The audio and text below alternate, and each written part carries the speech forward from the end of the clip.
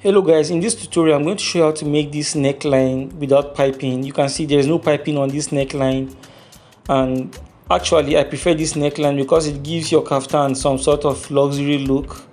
It's not the conventional piping, and trust me, it's not everybody that can actually do this neckline, and it's not the conventional way of achieving an interfacing. So just stick with me to the end of this tutorial and you're going to learn how to make this pipeline from the cutting to the end. Okay, so as you can see, this I'm just going to use a kaftan that I've already cut the side and the front. I'm just using this a chinox material to demonstrate to you how to get it. So I've already cut my kaftan, but I've not cut the neck. So the neck is 18 inches neck, sorry, 16 inches. You can see 8 times 2 should give you 16. Okay, so instead of cutting your neck, when you've then drafted the neck, instead of cutting it at the exact line, you're going to leave 1/4 inch, that's 0.25 inch away from the line, as you see me doing it. So then you open it, and the same way, instead of cutting it like this, it's supposed to, instead of cutting it this way, which is the actual way of cutting it, you are going to go up like I did with a 1/4 inch like this, and this is all you have. So the neck is going to be smaller than it should. Okay, you can see I left 1/4 inch round the way around the normal measurement that I should have cut to get my 16 inches. Okay, so this is the fabric I'm going to use as my back yoke. Some people call it inner facing, some people call it missing fabric. So this is the fabric anyway I'm using for my back yoke. You can see, so I've cut the back yoke. So for this pattern, the front also is going to have a yoke, so you are going to have a back yoke and the front yoke. So this is the front yoke I'm about to cut now. Okay, so I'll just cut it this way, and I'll do the same thing the same way I cut the back is the same way I'm cutting the front. Okay, so for this pattern, both the back and the front has a yoke, or has a missing fabric, or has an interfacing. So this is the interfacing of the back, and that's that for the front. So what I'm going to do next is I'm going to sew them separately. I'm going to sew them by the shoulder separately. That's the back yoke to back yoke, sorry, the back yoke to the front yoke separately, and then the main fabric, the back pattern to the front pattern separately. Okay, so I mean, it's just a simple way of joining shoulder. So I'll just join it and show you the results. And here we are.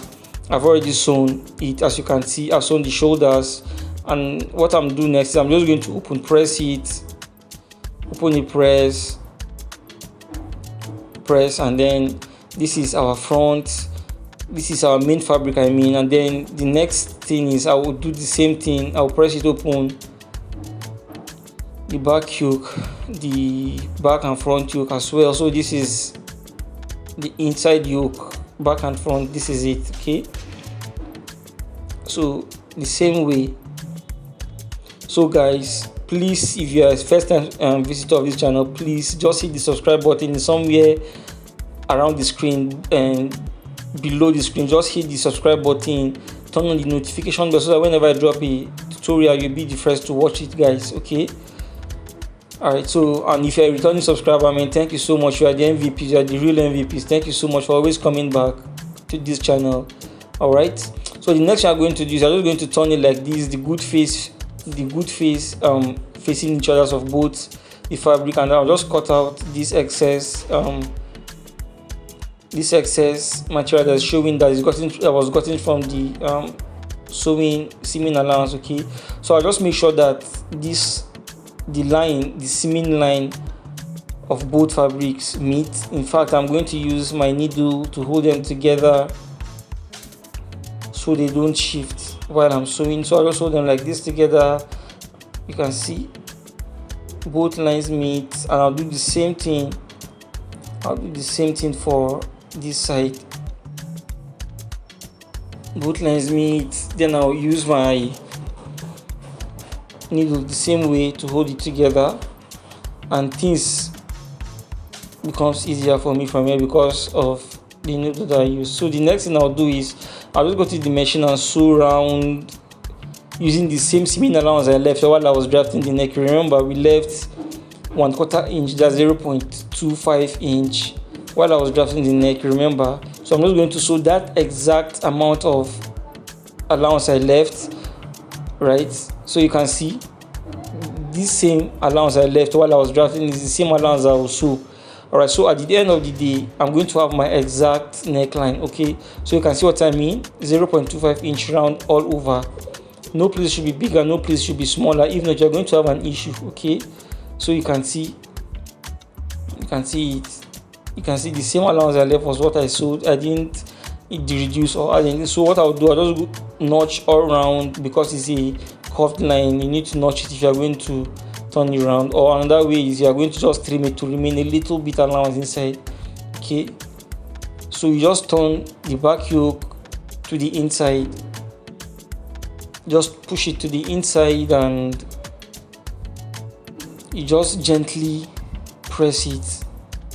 Okay, now this is where it gets a little bit tricky, because if you don't get this part perfectly well, your neck is not going to be well round, it's not going to be circled as it should. Okay, now to do this part you have to be careful, as in you have to make sure that you push the yoke inside. It should be like this. It shouldn't, you can see it should be like this. It should come in a little bit, it shouldn't go out so that you show through the good face. Okay, it should be hidden inside. That's why it's called, some people call it hidden fabric. It should be inside your cloth. The only time people should see it is when you iron the cloth and you present it, maybe you are snapping it, that's when it should show. But if a customer wears it, it shouldn't show outside. Alright, that's the mystery behind this style, and that's what makes our job beautiful. The fact that we do things and people can't explain how we did it except they are tailors, right? So you can see, you just push it inside and you press it, and that is it. You can see I'm done pressing it, and let me just show you how it looks. You can see the back yoke is not showing anyhow on the outside. It's not showing at all on the outside. So what I'll do is, you can see I've already folded this myself, and I've sewn hair, what is it called now? I've sewn hairstay to it so that it gums, so that the both fabrics gum each other. I didn't want to use hemming gum, so I just use hairstay here. So when you are gumming it, make sure the line, the seaming line of the front meets of the yoke meets the seaming line of the main fabric. Alright, that is the only way your interfacing is going to get balanced. Okay, so just make sure the seaming line meets. You can see, also make sure here it meets. So if the left side meets, then the right side should automatically meet. If it doesn't meet automatically, then there's an error somewhere, you have to check it and fix it. Okay, so I've done with the front, so go back to the back and we'll do the same thing. Okay, so just make sure it's balanced. All right, just take your time and make sure it's balanced. The yoke should be balanced. The seaming line of the yoke should balance up with the seaming line of the main fabric. Okay, so you just press it like this. Alright, just press it, make sure it attaches to the both gum. So I'll just fast forward this process so we get to finish on time. I don't want this video to be over long. Okay, so you can see how our neck is, guys. You can see how it gives some sort of feel, luxury feel, like expensive feel to your kaftans. Okay, it's not the conventional, everybody wants to pipe. It's not the conventional way of piping. Everybody's piping. So you can see I've top stitched the top of the tip. Okay, of course you can decide not to top stitch it, but of course me, I prefer the top stitching. All right, you can just top stitch it and you can leave it without top stitching it, but I recommend that you top stitch it. Okay, I just prefer it when you top stitch it. All right, so that is it, guys. You just iron it and you continue from there. So in my next video, I'm going to show you how to put a double placket. All right, how to put a double placket, and then we'll be done with this tutorial. So this is the part 1 of this tutorial, and the part 2 I'm going to show you how to put a double placket Thank you so much guys for watching. Subscribe if you've not. Give a thumbs up. Have a great day.